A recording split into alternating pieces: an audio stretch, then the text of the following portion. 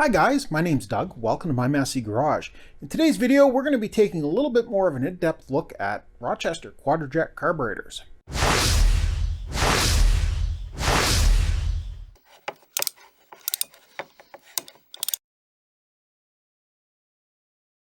In a previous video, I mentioned that I had a couple of carburetors that were kicking around on the shelf. This one, I have absolutely no idea what it's off of. I haven't run the numbers to see what it is at all. Don't really care. But I think it would make a good one to kind of take apart to show you guys how they work, some of their interesting features. A lot of people don't like the Quadrajet carburetors. They prefer Holley or Edelbrock. The big advantage to the Holley carburetor, of course, it's quite tunable. There's kits available that allow you to change jetting and airflow and that sort of thing. And the Quadrajet was a smog era carburetor, so it's designed to give you, reasonable performance, but also control emissions to a certain degree. And they were good carburetors, but you do have to keep them clean and in working order. So what we have here is a basic carburetor. On this side, we've got an actuator that is tied in with the choke. This is the choke actuator. If you recall, on a previous video, I mentioned that we had electric chokes on the other two carburetors we're playing with.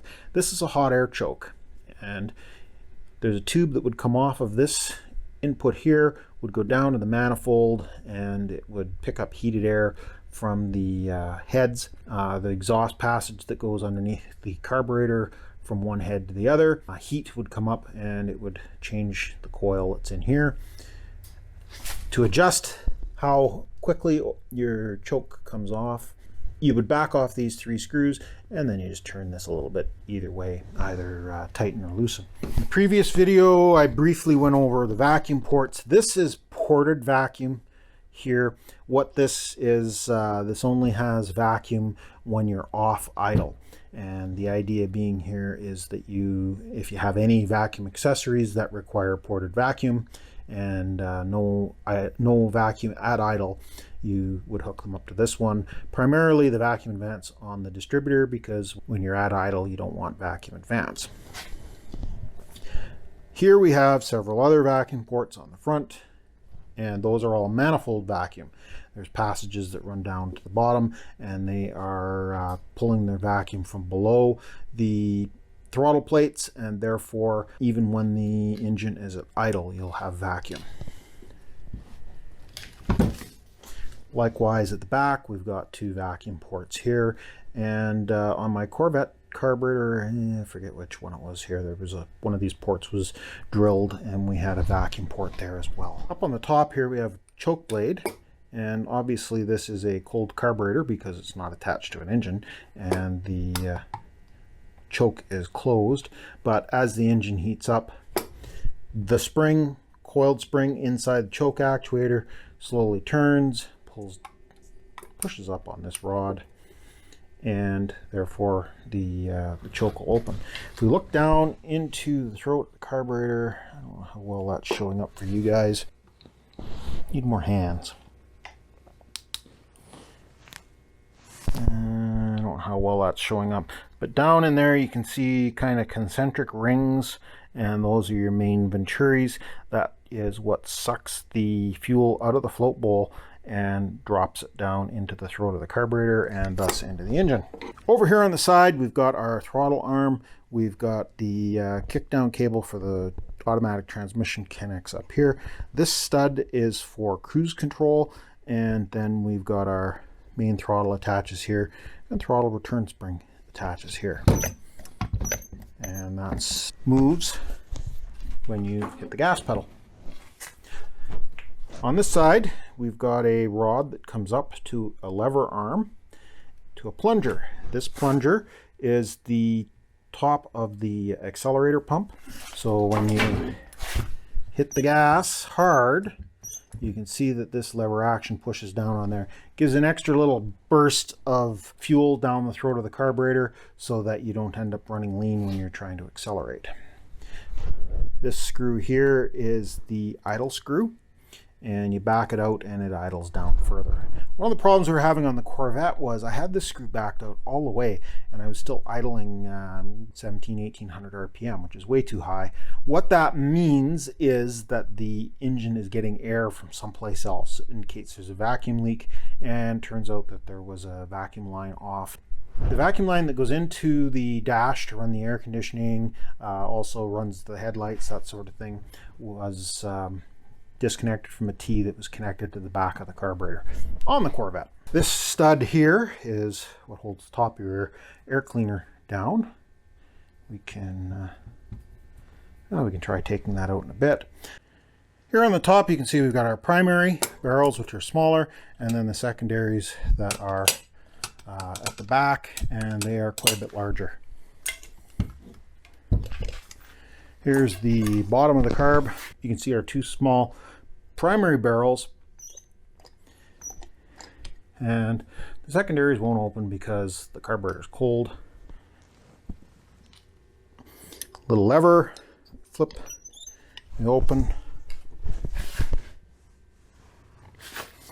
and you can see the secondaries open up as you continue to press on the throttle. Quite a bit more air can flow through the secondaries than through the primaries, and that kind of is the benefit of, they call this a spread bore carburetor. Your primary barrels are so small, your secondaries are so large. As long as you keep off the gas pedal and don't open up your secondary barrels, you get fairly decent gas mileage out of a Quadrajet carburetor. So let me put the camera in a stand here. I'm going to take the top cover off of this and we'll look at some of the stuff that's on the inside. I'm going to guess that this is probably a newer Quadrajet carburetor. Again, I haven't looked up the numbers to see what it is. It doesn't really matter at this point. But what makes me suspect that it might be a slightly newer version is we've got Torx head screws here instead of Phillips.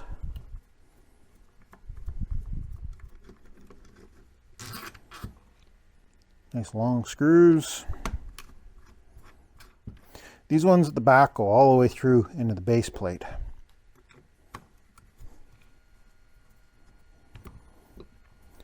The stud for the air cleaner, I believe, goes down through, yeah, it goes down through the center and attaches to the base underneath.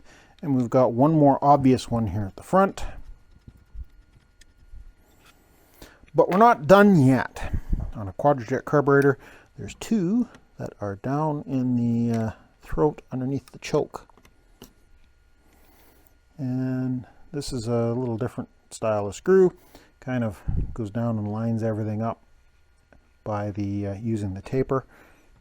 One more little thing that I find works well is if we take the arm off the choke, because this arm goes down through to the choke assembly under here, and make things much easier to get apart if we could just flip that off. The accelerator pump is also going to be a little bit of a hassle.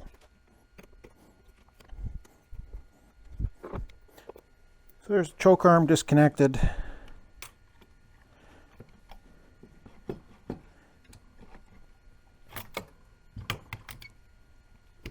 Aside from the gasket, we've got our plunger for the accelerator pump. We need to push that down through, and then we can flip this up. Now you can see several things that are hanging down here. These are the rods that do the metering for the secondaries. So as your secondaries open up, this gets lifted. You can see here as I lift, and that allows more fuel to flow through around the tips of these needles. We've got some nice vents that come down. We've got our gasket here, a little crispy, but not too terrible. Under here, we've got a plunger, and we've got our metering rods for the primary side. Now, the problem I was having on the Corvette and why it was running so rich is the tips of these two were bent over slightly. So they weren't going down into the hole. When everything got bolted together, they got bent over. I was able to straighten them. They seem to be working much better now. So we're good there. Pull this out. And these have a little spring arm on them, so they don't want to go down. You can see they kind of spring out. They don't want to line up nice and straight and go down, back down in the hole where they're supposed to. Here is our accelerator plunger. This, of course, this one is absolutely baked, but that's just because this has been sitting on the shelf for years. Here we have the float and the needle. Down in there is the seat that works with the needle, and what this does is this area here is basically like a little miniature fuel tank. And what you want to do is have the right amount of fuel in that fuel tank. As the engine runs, it pulls fuel out of the fuel tank. When it does that, this goes up, opens the little valve here, basically like the toilet in or the float in a toilet tank that you have in your bathroom.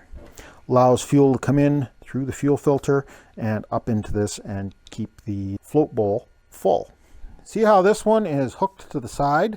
That is absolutely not acceptable. I don't think I rebuilt this carb. As I say, I don't remember where it came from, but the needle is supposed to be hooked on like this. It is, if it's hooked through one of those side openings, it doesn't meter the fuel properly. Here I have a couple of springs. We have one loose vent tube. We have another loose vent tube. And this is something that I think, or I'm starting to think, is fairly common with Quadrajet carburetors.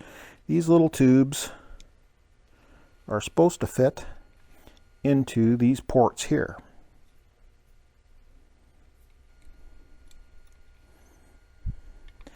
And just with the heating, cooling cycles on these carburetors, this is bolted right to the top of the engine. Originally, it had an exhaust crossover that went right below the carburetor, so you were getting heating and cooling cycles, and these little brass tubes would just work their way out. When that happens, it doesn't put venting down into the parts of the carburetor where it's supposed to be.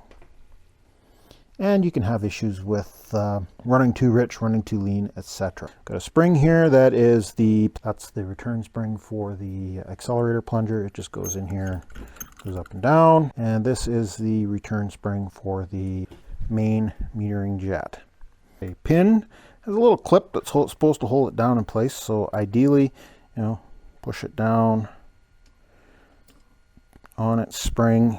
Get the needles lined up with the jets in the bottom. See this little plastic cap down in its hole, and it's supposed to keep everything lined up. And it probably works fine when the little plastic cap is relatively new, or kind of along those lines right there. But when that little plastic cap pops out of there, when you're trying to put everything back down, keep in mind this cover goes on, you've got your gasket, and that assembly has to go down through the gasket. It can end up creating a situation where this gets misaligned very easily. See, it popped out just by pushing on it a couple of times. So that's what happened to the Corvette carburetor, and I've got it fixed now. So hopefully the Corvette carburetor is going to be just fine. If we were rebuilding this, we would, of course, absolutely scrub everything down, blow air through all the passages, probably put it through an ultrasonic cleaner, maybe even take some more of the components apart. There's some other stuff that we can take off of this, and get everything all shined up like new. However, since this one's just going back on the shelf, I'm just going to put it back together the way it is. So put the needle and float back in. We take our little cap, put it over. We get this the right way around. There's a large and a small opening here. I want the large one to go over the choke rod. And we just kind of line everything back up. And we'll push the main rods down here. This is going to be difficult. See, the gasket is torn, obviously not usable, but for our purposes, it'll work fine.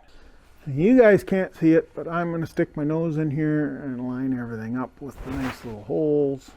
The choke rod's got to go up through the opening. Come on. There we go.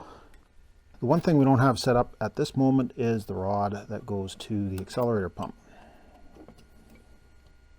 And I think we're just going to leave that well enough alone.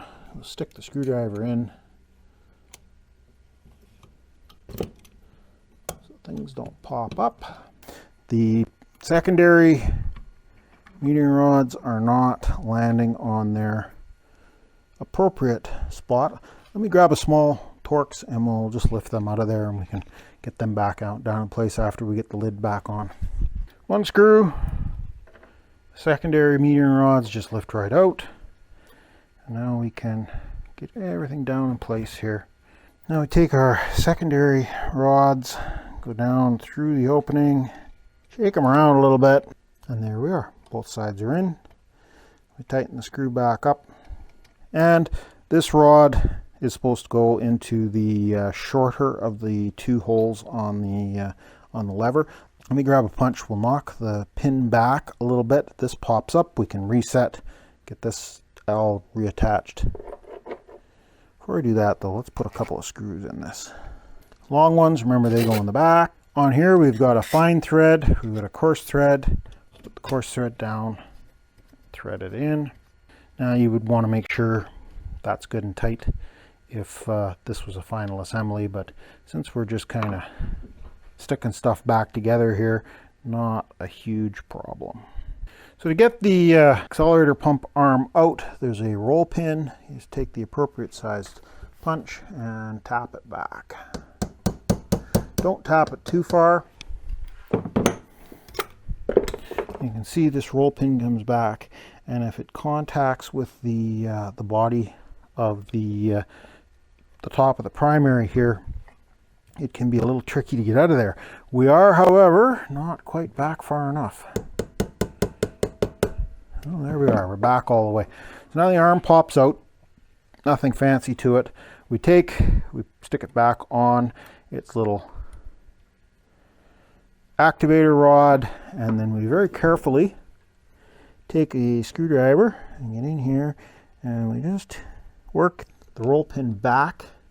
We don't want to put too much pressure on it. It is possible to break the tab out of the outside of this. Just kind of wiggle the arm back and forth, and then we can push the arm back so that the roll pin is not sticking out the back anymore.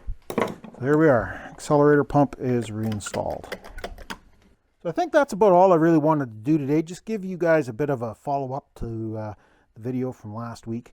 I had, I don't know, 3-4 hours of footage and working just trying to troubleshoot the carburetor on the Corvette. And as I say, the problem ended up being those metering rods were bent over and not doing any metering, so therefore the car was running massively rich at idle. It was like it was getting full primary fuel when the engine was running at idle.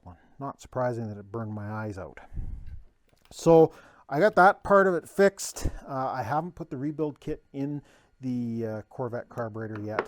I got some fresh gas that I want to dump in it and give it a try. That's going to be for another video when I actually do put the rebuild kit into the carburetor. And I think we'll leave this one here. Thanks a lot for watching. Appreciate it. Please remember to like, subscribe, leave me a comment. Let me know if you like what I'm doing. Let me know if you don't like what I'm doing. If by all means, I'm willing to learn and improve. And we'll catch you in the next mess.